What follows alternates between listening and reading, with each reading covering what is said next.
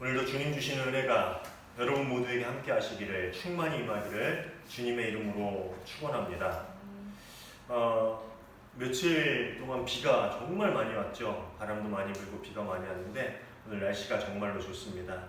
이렇게 화창한 날 우리가 함께 예배할 수 있게 돼서 얼마나 감사하고 기쁜지 모릅니다. 예배할 수 있는 기쁨, 주님을 찬양할 수 있는 기쁨이 늘 여러분에게 힘이 되고 여러분 삶 가운데 가득하기를 간절히 소망합니다. 목회를 하다 보면은요, 이 종종 자녀의 결혼 문제로 기도 부탁을 하시는 분들이 있어요. 근데 많은 분들이 염려하시는 것들 중에 하나가 배우자 될 사람이 믿는 사람이 아니다, 즉 그리스도인이 아니다, 교회 다니는 사람이 아니다라는 거예요. 만약에 여러분의 자녀가 신앙이 없는 혹은 다른 종교를 가진 사람을 배우자로 데려온다면 여러분 어떻게 하실 것 같아요? 여러분 뭐라고 이야기해 주시겠습니까? 아마도 대부분의 그리스도인은 이런 문제 앞에서 조금 망설이게 될 것입니다. 그렇지 않겠습니까? 그런데 망설이는 이유가 뭐예요? 왜 망설입니까? 그것은 바로 신앙이 없는 사람, 혹은 다른 종교가 있는 사람, 그 배우자로 인해서 신앙생활하는 것이 조금 어려워지거나 혹은 종교적인 문제로 트러블이 생길까봐 염려하기 때문에 그 결혼에 있어서 조금 망설여지게 되는 것이죠. 근데 저한테 그런 문제를 많이 상담하면 좀 뭐라 그럴 것 같아요? 그냥 뭐라고 대답할까요? 네, 저는 그런 문제 앞에 별로 걱정하지 말라고 합니다. 믿지 않는 배우자로 인해서 내 신앙이 혹은 신앙생활에 문제가 생길까? 트러블이 생길까? 걱정하지 말라고. 믿지 않는 사람과의 결혼 이전에 먼저 우리가 걱정해야 할 것은 뭐냐? 내 신앙이 하나님 앞에 바로 서 있는가라는 거죠. 믿지 않는 사람과의 결혼이 문제가 아니라 내 지금 현 신앙이 더 큰 문제가 됩니다. 물론 신앙의 차이로 교회에 나가는데 이런저런 문제가 생길 수도 있어요. 우리 세대 때는 종교적인 문제로 큰 트러블이 생기는 경우는 거의 없지만 이전 세대는 그런 일도 있었죠. 그리고 혹시 핍박을 받는 경우도 생길 수도 있습니다. 그런데 오히려 그 모든 어려움들은 신앙을 더욱더 단단하게 만들어줍니다. 그런데 자신의 신앙이 온전하게 서 있지 못하면요, 결혼이 문제가 아니라 다른 어떤 이유에서라도 그 이후에 세상을 살아가는 동안에 그 신앙은 흔들리고 때는 넘어지고 또 하나님을 떠나게 되는 일이 생기게 마련입니다. 결혼이 문제가 아니라 내 신앙이 온전히 하나님 앞에 서 있는가, 이것이 큰 문제이지. 그러니까 믿지 않는 사람과 결혼해도 될까라는 고민을 하기 전에 과연 내 신앙이 지금 온전하고 단단하게 서 있는가. 결혼을 한 후에도 혹 믿지 않는 사람과의 트러블 혹은 핍박 이런 가운데서라도 내가 온전히 서서 오히려 그 사람에게 그리스도의 본이 되어줄 수 있는가. 이걸 고민해 보는 게 먼저겠죠.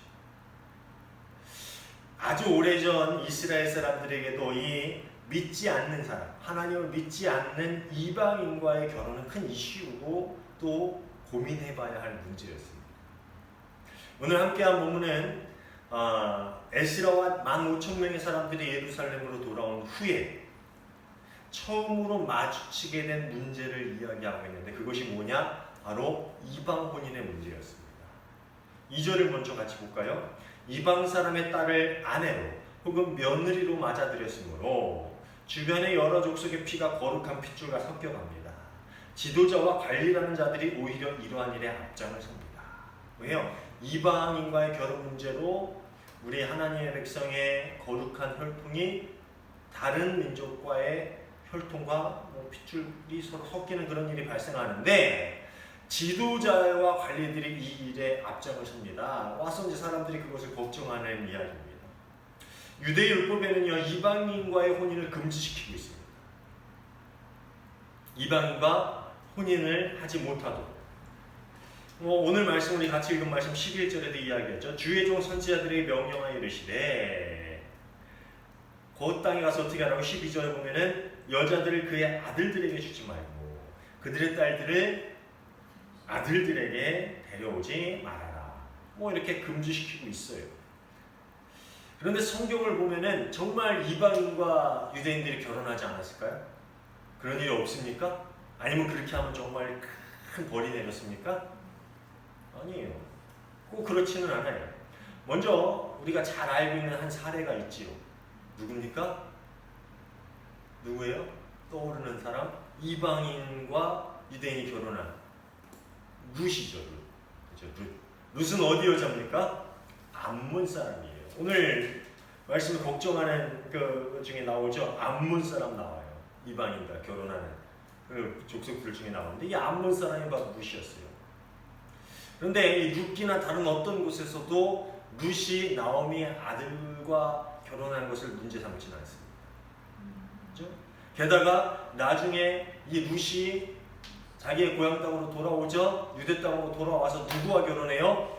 보아스와 결혼을 합니다. 그런데 이것을 문제하는 사람이 없었습니다. 이게 별로 문제가 되지 않았습니다. 그리고 이 룻은요, 기생이자 가나안 사람이었던 라합, 그죠? 이 라합과 더불어서 예수님의 족보에 올라 있는 여인이에요. 뭐야? 기생 라합도 가나안 여자였죠. 가나안 이방 여자였어요. 그런데 예수님의 족보에 올라 있다는 것은 누구와 결혼해서요? 유대인과 결혼하는 거죠. 별로 근데 문제가 되지 않아요. 심지어 예수님의 족보에도 올라가 있습니다. 성경이 이야기하는 것은요, 이방 결혼 그 자체가 문제가 되는 것보다는 이방 결혼이 가져올 결과에 대해서, 그 영향에 대해서 걱정을 하고 있는 것입니다. 혼인 자체가 문제가 아니라는 거죠. 1차 기한 때 돌아온 이스라엘 백성들이 이방인과 결혼함으로써 그들 가운데 어떠한 일들이 일어났는지 1절이 우리에게 이야기해 주고 있는데 한번 볼까요? 이스라엘 백성은 제사장이나 레위 사람마저도 이방 백성과 관계를 끊지 않고 가나안 사람과 헷 사람과 브리스 사람과 여부스 사람과 암몬 사람과 모압 사람과 이집 사람과 아모리 사람들이 하는 이 다음에 중요해요. 역겨운 일을 따라서 합니다. 제가 요즘 재미있게 읽는 책이 하나 있어요. 좀 천천히 아주 꼼꼼히 읽고 있는 책인데 구약 윤리학이라는 책이에요. 이 제목 들으면 좀 어려운 책 같죠? 구약 윤리학 이러니까 되게 뭐 어려운 신학서적 같은데 이 책의 영어 원 제목이 정말 재밌어요. 원래 구약 윤리학이 아니라요. 원 제목은 Is God a moral monster라는 거예요. 예, 번역을 하면 하나님은 도덕적 괴물인가? 도덕적 괴물, 이게 뭐냐면 도덕적으로 괴팍하신 분인가? 라는 뜻으로 이제 해석을 할 수가 있는데 이 책의 내용 중에 보면은 무신론자들이 기독교를 비판하는 또 하나님을 비난하는 것 중에 하나가 뭐냐면은 가나안 땅에 이스라엘을 들여보내시면서 명령하신 건데 이게 뭐예요? 그 땅의 모든 족속들을 진멸해라, 멸절시켜라. 그러면서 하나님은 도덕적으로 좀 괴팍한 정말 신이라고 할 수 있는 그런 분인가? 뭐 이런 의문을 제기하는데 그런데 이방인과의 결혼을 금지하신 것이나 그 땅에 사는 이방인을 모두 진멸하라 라는 명령을 이해하기 위해서는 당시 이스라엘의 상태를 우리가 이해할 수 있어야 합니다. 이스라엘은 오랜 시간 어떤 상태에서 살아왔습니까? 가나안 땅에 들어가기 전에 그 40년 광야 생활을 하기 전에 이스라엘 사람들은 어디에 살았어요? 애굽에 살았죠. 몇 년을 살았어요? 400년이라는 시간을 종살이를 했습니다. 400년이면 무려 5세대가 지나갈 정도의 긴 시간입니다. 그러다 보니까 그 사람들은 어디 문화, 어디 종교, 어디 관습에 익숙하겠습니까? 애굽의 관습, 애굽의 종교에 아주 익숙한 사람들이었습니다. 당시 이스라엘을 둘러싸고 있는 모든 주변 국가들, 근동의 모든 국가들이 공통점이 있어요. 특징인데 공통점이 있는 게 뭔지 아세요? 모두 다실론 국가였다. 다실론 국가였어요. 유일신을 가진 나라는 오직 이스라엘 한 나라였어요. 왜? 하나님 외엔 다른 신이 없다. 왜 유일신이에요? 신은 한 분이다. 하나님 한 분이다. 이스라엘 외에는 다 다실론이었어요. 이 신도 신이고 저 신도 신이고 다 신이에요. 애굽, 블레셋, 가나안, 바벨론에 이르기까지 모든 나라들이 각 용도에 따라 다른 신들을 섬기고 있었습니다. 이해갑니까? 비를 내리게 하기 위해서는 이 신, 다산을 아이들을 잘 건강하게 낳게 하기 위해서는 저 신, 여러 가지 신들이 각기 용도에 따라서 필요했다라는 것이죠. 심지어 가나안 종교의 특징은 뭐냐면은 그 신들을 섬기는 방식이 매우 퇴폐적이었어요. 그러니까 신을 섬기는 방식이 각자 나름대로 있었을 거예요. 이렇게 제물을 바치든 뭐하든. 근데 유독 이 가나안 종교, 그 이스라엘이 들어가는 그 가나안 땅의 종교, 그들이 신을 섬기는 방식이 매우 퇴폐적이고 성적으로 부도덕한 방식을 취했다는 겁니다. 그러다 보니까 가나안 땅으로 들어가는 이스라엘 백성들에게 그런 명령을 하실 수밖에 없었던 거죠. 하나님이 가나안에 이스라엘을 보내시면서 원하셨던 것은 뭐냐면은 그들이 온전히 하나님을 예비하고 섬기며 또 그 가운데 하나님의 보호하심을 받고 복을 받고 살아가는 가운데 그 땅과 주변에 사는 모든 민족들이 그들을 보고 어떻게 하라고요? 여호와화. 여호와화 뭐예요? 하나님을 섬기는 백성들을 따라 담는 그런 백성이 되게 해요. 그것을 좀 어려운 말로 여호와화라. 그런데 이 이스라엘 백성들이 어떻게 했어요?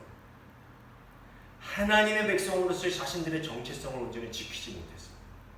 오히려 그들이 여호와와 시킨 게 아니라 여호와화 시킨 게 아니라 어떻게 됐어요? 가나안화 되어 있죠. 결국 하나님께 등을 돌림으로 하나님이 주셨던 땅을 잃어버리고 이방인의 땅에서 다시 포로의 삶을 살아야만 했다라는 것이죠. 그들의 불순종, 그들이 모든 주변의 나라들을 하나님화시킨 게 아니라 그들이 오히려 가나안화, 세속화 되었기 때문에 그렇게 되었다는 것입니다. 그리고 하나님의 자비로 다시 은혜의 약속의 땅으로 돌아왔는데 그들은 또다시 얻은 기회 앞에서 어떻게 했습니까? 하나님을 찾기보다는 또다시 세상을 따라 살아가기 시작했다라는 겁니다.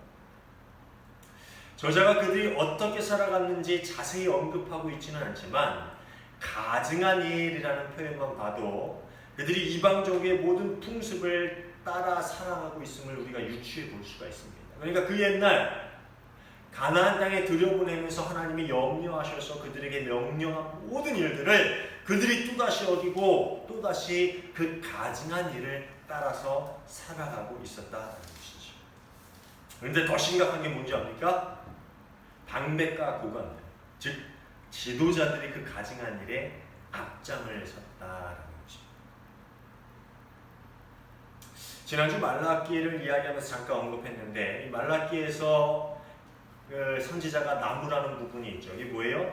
제사장들이 하나님께 제사를 드리는데 흠이 있는 짐승, 즉 제사를 드리기에 부족한 그 제물로 제사를 드리는 것을 나무라는 부분들이 등장을 하죠. 나옵니다. 그러니까 당시 상황을 고려해 보면요, 이 당시 상황을 말라기나 오늘 말씀을 통해서 유추해 보자면요, 외형적으로는 성전도 재건했어요. 그리고 성전에서 뭐 합니까? 제사도 드리고 있었어요. 외형적으로는 할 거 다 합니다. 하나님 백성으로 성전도 재건했고 제사도 드리고 절기도 지키고 할 거 다 해요. 그런데 내면적으로는 지도자를 비롯해서 많은 백성들이 이방의 가증한 풍습을 거리낌 없이 따르고 있었다라는 것입니다.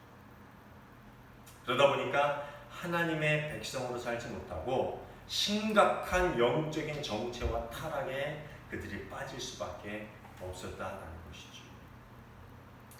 저는 당시 상황을 마음속으로 그려보면 볼수록 왜 그렇게 그 당시의 상황이 요즘 우리가 살아가는 이 시대의 상황하고 그렇게 비슷할까? 라는 그런 생각이 드는지 모르겠어요. 참 슬프고 가슴이 아픈 일입니다.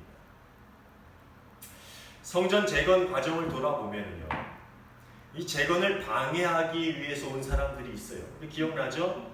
성전 재건하는데 그 일을 방해하기 위해서 사람들이 옵니다. 그 사람들이 누굽니까? 누구예요? 사마리아 사람들이죠. 사마리아 사람.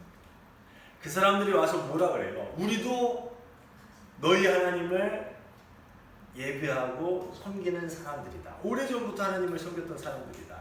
그런데 그 사람들이 실제로 갖고 있는 신앙이 어떤 신앙이었다고요?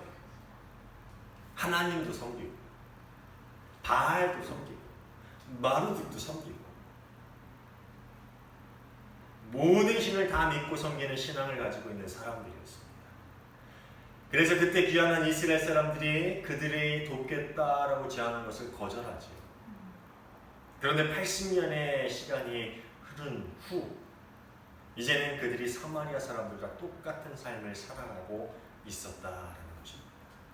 하나님께 제사도 드리고 절기도 지키면서 살아가고 있었지만 동시에 이방의 풍습을 따르기도 하고 또 간혹 몇몇은 이방인 배우자를 따라서 이방 신전에 가서 제사를 드리기도 하고 이방인은 아닌데 그렇다고 딱히 하나님의 백성이라고 하기에도 어려운 애매한 삶을 살아가는 이들이 되어버리고 말았다는 것입니다. 오늘날 우리의 모습이 아닙니까?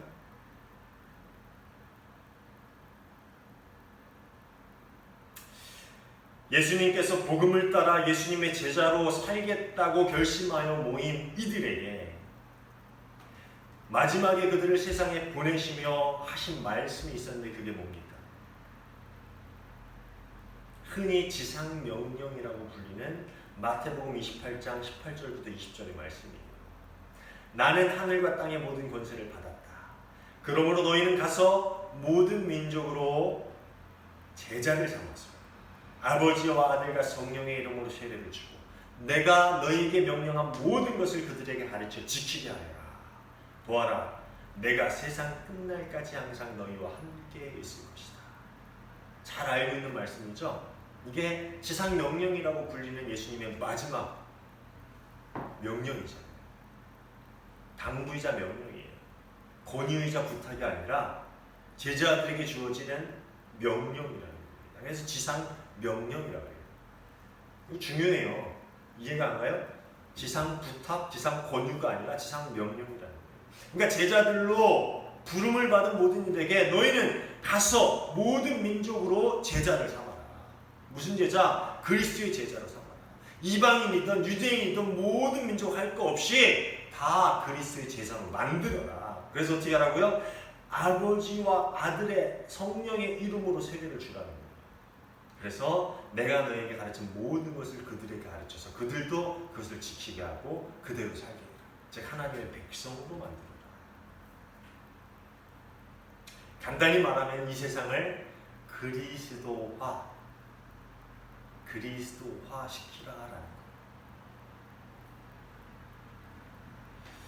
그 옛날 하나님께서 이스라엘 백성에게 명령하신 것, 가나안 땅에 들여보내면서 그들에게 명령하신 것, 가나안 땅과 그곳에 사는 모든 사람과 주변에 있는 모든 이방 민족을 여호와화하라는 것과 같은 명령을 오늘날 우리에게 주신 거예요.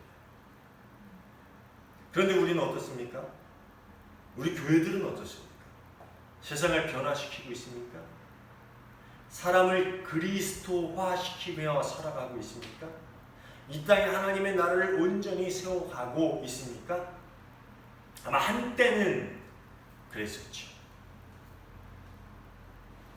참 제가 말하면서도 좀 가슴 아프고 슬픈 이야기지만 한때는 우리 교회들이 그랬었죠. 한때는 우리 그리스도인들이 그랬었어요. 그런데 지금은 어떻습니까?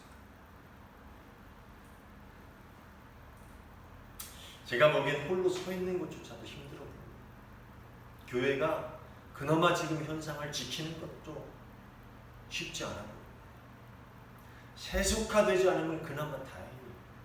그리스도인뿐만 아니라 교회도 세속화되어 있지 않는 교회라면은 그나마 다행이에요. 참 조심스러워요. 이런 말 하는 게. 우리 교회는 과연 어떤 교회인가라는 것도 고민해 봐야 할 문제고요. 그 옛날 이스라엘 사람들처럼 사마리아 사람들처럼 어쩌면 우리는 하나님을 섬기면서 여전히 세상적인 욕심들을 아내로 삼으며 살아가고 있는지도 모릅니다. 만약에 이스라엘 백성들이 하나님을 향한 믿음에 온전히 서 있고 정말로 흔들리지 않을, 아니 오히려 조금 흔들릴지는 몰라도 그냥 뿌리는 뽑히지 않을 만한 믿음만, 그 조금의 믿음만 있었다면은 이방인과의 결혼 문제를 하나님이 그렇게 심각하게 얘기하진 않았을 거예요. 오히려 그 땅에 가서 다 없애버리라, 진멸하라고 그런 말씀 하시진 않았을 거예요. 이스라엘에게 40년 광야 생활 동안 뿌리 뽑히지 않을 그런 믿음만 있었다. 아마 그렇게 안 했을 것 같아요. 오히려 이방인과의 결혼을 통해서 하나님의 백성이 늘어나는 좋은 결과를 만들어낼 수 있었겠죠. 하나님이 이방인을 뭐 증오하고 멸시하고 다 없애기 위해서 그런 명령 주신 거 아니에요. 이 스룹바벨과 함께 돌아왔던 사람들 중에도 누가 있어요? 이방인 있잖아요. 하나님이 그들을 쫓아내라 합니까? 성전 재건을 참여하지 못하라고 그래요? 그러지 않잖아요. 아마 이스라엘 백성이 흔들리긴 흔들려도 뿌리 뽑히지 않고 다시 하나님께 돌아올 믿음이, 그 조금의 믿음이, 하나님을 떠나지 않을 그 굳건한 믿음이 조금이라도 있었다면 오히려 이방인과의 결혼은 그들에게 권장되어야 할 그런 상황이었을 것입니다. 그런데 하나님께서 율법으로 그것을 막으신 이유는 그들의 믿음이 아직 그렇게 바로 서지 못했기 때문이죠. 결국 그들은 하나님의 명령 안에 담긴 뜻을 이해하지 못했고 그것조차도 지키지 않았습니다. 그리고 그 옛날 이스라엘 백성들의 모습이 바로 오늘날 우리의 모습일지도 모른다라는 것입니다. 설교를 시작하면서 처음에 믿지 않는 배우자의 결혼 문제에 대해서 우리가 이야기를 나눴죠. 그리고 정말 큰 문제가 뭐라고요? 믿지 않는 배우자와 결혼하는 그 사건 그 자체가 문제가 아니라 내 신앙이 바로 서 있는가라는 것이 큰 문제라는 말씀을 드렸죠. 많은 사람들이 결혼해서 전도를 한다라고 이야기를 해요. 그렇죠? 뭐 어때? 믿지 않으면 결혼해서 전도하면 되지. 그런데 정말로 아니면 조금이라도 그럴 만한 믿음을 내가 가졌는가? 아니 나의 자녀가 그럴 만한 믿음이 가졌는가? 한번 고민해 보세요. 믿지 않는 사람과 만나는데 결혼한다는데 어떻게 해요? 그걸 고민하기 전에 내 자녀가 내가 정말 하나님 앞에 뿌리 뽑히지 않을 그 굳건한 믿음이 있는가? 만일 없다면 결혼 전에 온전히 예수님 안에서 신앙이 바로 서길 간절히 기도해야겠죠. 간절히 매달리고 내가 먼저 바로 서길 기도해야 됩니다. 그리고 그렇게 내 믿음이 바로 선다면 그 결혼은 그 자체로 한 영혼을 하나님께 인도하는 정말 귀한 일이 될 거예요. 이것뿐만이 아니라 세상 속에서 살아가는 모든 순간에 우리는 우리 주변의 사람들을 그리스도화 시킬 것인가? 아니면 내가 세속화될 것인가? 라는 그 아슬아슬한 경계선에 서 있는 삶을 살아가고 있습니다. 그렇잖아요. 우리가 사실 이 세상을 살면서 어떻게 이 세상 사람과 딱 선을 나눠서 그 바리새인들처럼 살아갈 수가 있겠습니까? 그럴 수 없어요. 그렇죠? 옛날에 그럴 수 있었다 하지만 지금은 그럴 수 없습니다. 그러다 보니까 우리가 세상을 살아가면서 우리가 그 사람들을 그리스도화 시킬 것인가? 그리스도인으로 만들 것인가? 아니면 우리가 세속화되어 세상 사람처럼 살아갈 것인가? 그 경계선에 걸쳐서 살아가고 있는 사람들이라는 것입니다. 아마 많은 사람들이 겨우겨우 나의 신앙을 지키면서 살아가고 있을지도 모릅니다. 그렇지만 어떤 이들은 세상과 하나님을 왔다 갔다 그 경계선을 가운데 두고 저쪽으로 갔다 이쪽으로 갔다 좀 심하게 얘기를 하면요 하나님을 섬기며 세상과 바람피는 삶을 살아가고 있는지도 모릅니다. 좀 말씀이 과했나요? 네. 성경이 우리에게 말해주고 있는 게 그거 이스라엘 백성이 바람피는 거였잖아요. 그 호세아 선지자를 통해서 비유를 든 게 뭡니까? 이스라엘이 바람피고 있다. 외도하고 있다.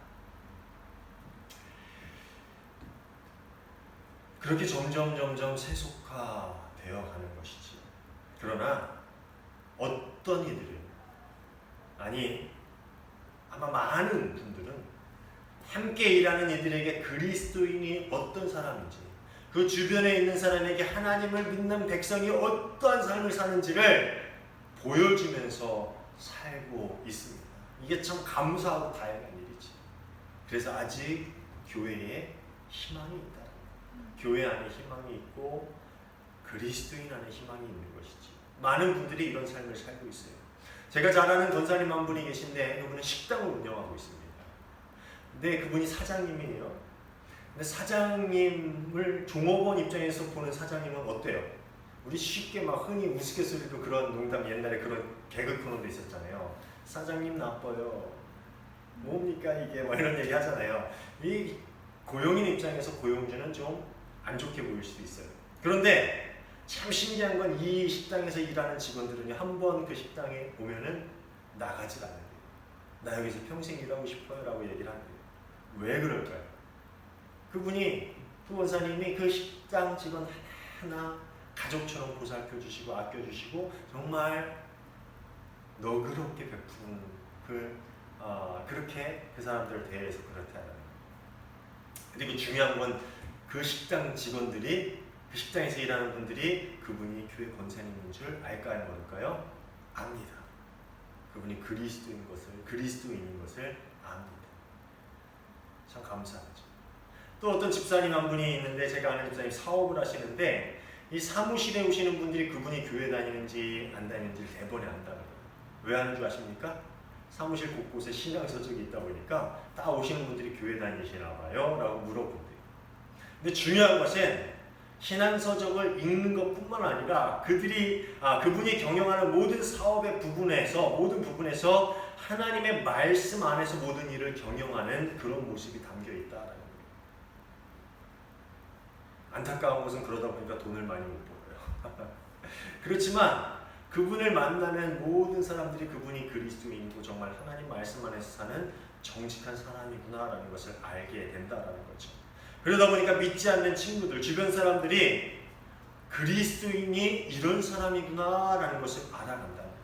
그리고 실제로 그들 중에는 교회 나와 예수님을 만나기 시작한 분들도 있어요. 참 감동적이죠. 우리는 어떤 사람입니까? 세상을 그리스도화시키는 사람입니까? 아니면 내가 세상 속에서 세속화되어가고 있는 삶을 살고 있습니까? 아니면 그저 내 신앙만 겨우겨우 지키면서 살아가고 있습니까? 너희는 가서 모든 민족을 제자로 삼아서 아버지와 아들과 성령의 이름으로 세례를 주고 내가 너희에게 명령한 모든 것을 그들에게 가르쳐 지키라. 우리에게 명령하신 예수님의 그 마지막 사명을 기억하면서 우리에게 뜻하신 하나님의 계획을 우리의 삶 가운데 이뤄갈 수 있는 저와 여러분이 되기를 바랍니다. 세상 속에서 살아가고 있지만 하나님의 백성으로 살아가면서 우리가 세상을 닮아가는 것이 아니라 세상의 것들을 내 안으로 취해서 하나님과 세상 것 왔다 갔다 바람피는 삶이 아니라 세상 안에 살아가고 있으면서 우리 주변에 있는 모든 사람들, 우리가 만나는 모든 이들, 함께 일하는 모든 이들을 그리스도화 시켜갈 수 있는 저와 여러분 모두가 되시기를 주님의 이름으로 축원합니다. 기도하겠습니다. 참 좋으신 하나님 감사합니다. 우리가 주님의 은혜로 하나님의 자녀가 되고 주의 백성으로 세상을 살게 하심에 감사를 드립니다. 그런데 우리는 여전히 이 세상 가운데서 아슬아슬한 경계선 가운데 서 있는 삶입니다. 주님을 만나볼 그날까지 우리가 우리의 삶 가운데 하나님의 나라를 확장해 갈 수 있는 귀한 인생을 살아가는 주의 자녀 되게 하여 주옵소서. 우리가 만나는 모든 사람들, 이 세상을 그리스도화 시킬 수 있는 주님의 귀한 백성 되게 하여 주옵소서. 세속화되지 않게 하소서. 이 세상의 것과 바람피는 삶이 되지 않게 하여 주옵소서. 굳건히 주님을 믿는 믿음 안에서, 말씀 안에서 주님을 바라보며 살아나가고 우리가 만나는 모든 이들이 그리스도인의 삶이 어떤 것인지를 보고 배우며 그 안에서 감동을 얻게 하시고 또 그렇게 그리스도화 시켜갈 수 있는, 이 세상을 그 모든 사람들을 그리스도화 시켜갈 수 있는 저희가 되게 하여 주옵소서. 우리 삶 가운데서 주님께서 함께 하시며 역사하실 줄 믿고 감사하며 예수님 이름으로 기도하옵나이다. 아멘.